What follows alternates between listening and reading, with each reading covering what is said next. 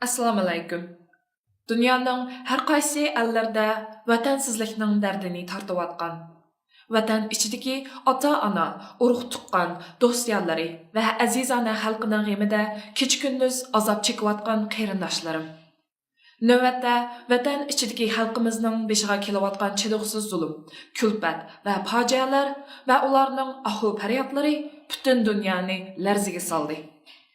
Muqaddas Sharqi Turkistonning zimini xalqimizning qonliq ko'z yoshi bilan namlandi.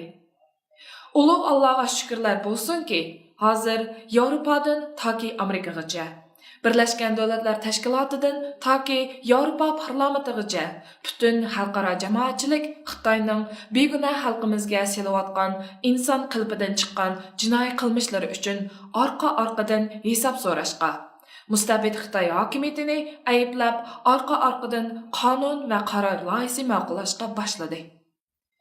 Bu rahimsiz, shafqatsiz, soxtikor, mustabid va fashist Xitoy hokimiyati hamon bir kuni sharmandalarcha gumron bo'ladi. Uning jinoiy qilmishlari butun dunyo tarafidan abadiyan la'natlanadi.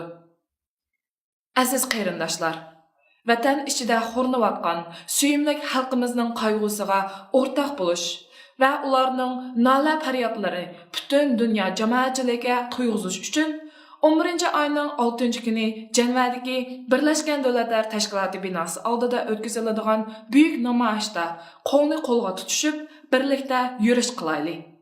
Jaronliq shuarlarimiz orqali mustabid Xitoy hokimiyatiga o'rtoq nafrat o'qiylik. Allohning madadi va xalqimizning duosi har zaman biz bilan birga bo'lsin. Milliy, diniy va vijdoniy burchimizni ado qilish uchun hammamiz 11 oyning 6 kuni Janvada ko'rishaylik. Rahmat.